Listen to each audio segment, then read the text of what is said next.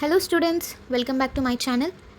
ఇవాళ Telangana intermediate second year economics subject నుండి 5 marks question and important question మనం discuss చేద్దాము. ఆ టాపిక్ వచ్చేసి, ఆ క్వశ్చన్ వచ్చేసి నేషనల్ హెల్త్ పాలసీ 2017. సో ఈ టాపిక్ అంటే ఏంటి, దీని ఎయిమ్స్ ఏంటి, దీని ఇంట్రొడక్షన్ ఏంటి, దీని కంక్లూజన్ ఏంటో మనం నేర్చుకుందాము, డిస్కస్ చేద్దాము. అండ్ ఇది ఎగ్జామ్లో ఏ విధంగా రాస్తే 5కి 5 మార్క్స్ వస్తాయో కూడా నేను డిస్కస్ చేస్తాను. సో స్టార్టింగ్ నుండి ఎండింగ్ వరకు కూడా ఎక్కడ కూడా స్కిప్ చేయకుండా వీడియోని చూడండి. అండ్ ఇది మీకు తప్పకుండా యూజ్ అవుతుంది కాబట్టి ఇలాంటి మరిన్ని వీడియోస్ కోసం నా ఛానల్ని సబ్స్క్రైబ్ చేసుకోండి. And let's go to the topic. Students, national health policy 2017 అంటే ఏంటి అనేది తెలుసుకోవచ్చు. National health policy 2017 was introduced by government of India to improve the health and well being of people and to provide affordable and quality health care to everyone. National health policy అనేది government of India introduce చేయడం జరిగింది. దేనికి introduce చేశారంటే, people యొక్క health, wealth being దృష్టిలో పెట్టుకొని affordable and quality health care ప్రతి ఒక్కరికి అందాలన్న ఉద్దేశంతో ఈ నేషనల్ హెల్త్ కేర్ 2017 అనేది ఇంట్రడ్యూస్ చేశారు మన Indian government. And this is the introduction of national health policy 2017.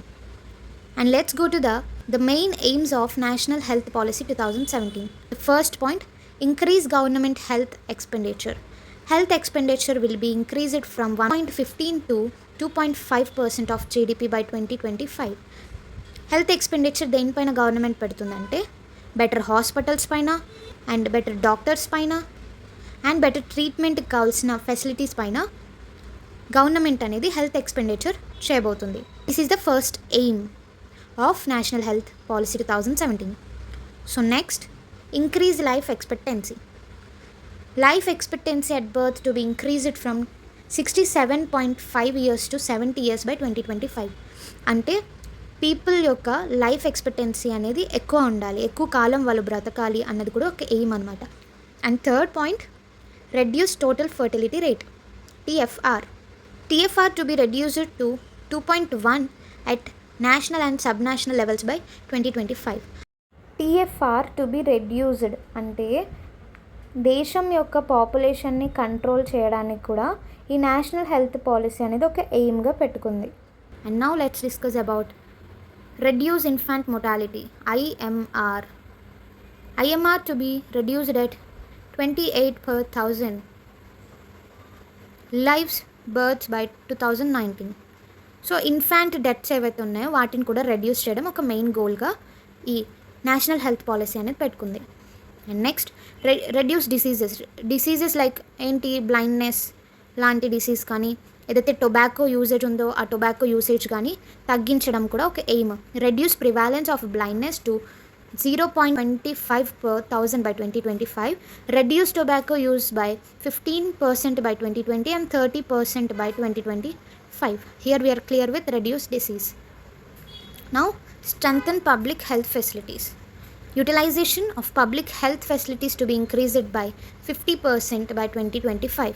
Utilization అనేది అంటే పబ్లిక్ హెల్త్ ఫెసిలిటీస్ ఏవైతే ఉన్నాయో, బెటర్ హాస్పిటల్స్ కావచ్చు, బెటర్ డాక్టర్స్ కావచ్చు, బెటర్ మెడిసిన్స్ కావచ్చు, బెటర్ ట్రీట్మెంట్ కావచ్చు, ఇవన్నీ కూడా ఇంక్రీజ్ చేయాలనేసి aim. And next, immunisation and safe delivery. 90% న్యూ బార్న్స్కి ఫుల్లీ ఇమ్యూనైజ్డ్గా 1 year లోపు ఉండాలని దీని అర్థం. అంటే more than 90% newborns fully immunised by 1 year. Skilled attendance at birth above 90% by 2025. అంటే 90% ఆఫ్ పుట్టిన పిల్లలు సంవత్సరం లోపు వాళ్ళ ఇమ్యూన్ సిస్టమ్ అనేది చాలా బాగుండాలనేది ఒక ఎయిమ్. అయితే డెలివరీ అయ్యేటప్పుడు ఆ డెలివరీ ఉమెన్కి కూడా మంచి స్కిల్డ్ బర్త్ డాక్టర్స్ చేయాలనేది కూడా ఒక ఎయిమ్ అనమాట. అంటే సేఫెస్ట్ డెలివరీ అండ్ పుట్టిన పిల్లలకు కూడా 1 year లోపు ఫుల్గా ఇమ్యూనైజ్డ్గా ఉండాలి, ఇరువురికి కూడా మంచి ఆరోగ్యం ఉండాలి అనేసి ఒక ఎయిమ్ అనమాట. And next, clean water and sanitization.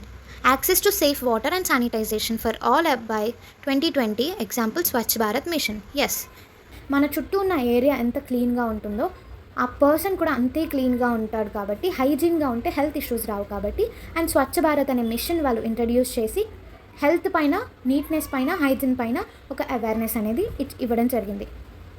The National Health Policy 2017 aims to improve the health status of the people by increasing public health expenditure and reducing mortality rates. It plays a crucial role in achieving sustainable development and inclusive development in India. Conclusion దగ్గరకు వచ్చేసరికి ఈ health policy అనేది, national health policy 2017 అనేది ప్రజల యొక్క ఆరోగ్యం పైన and public health expenditure పైన, మొటాలిటీ రేట్స్ తగ్గించడం పైన ఎయిమ్ కలిగి ఉందన్నమాట. సో ఈ sustainable and inclusive development of ఇండియాలో క్రూషియల్ రోల్గా ఉంటాయి అనేసి కంక్లూజన్ రాయాలి.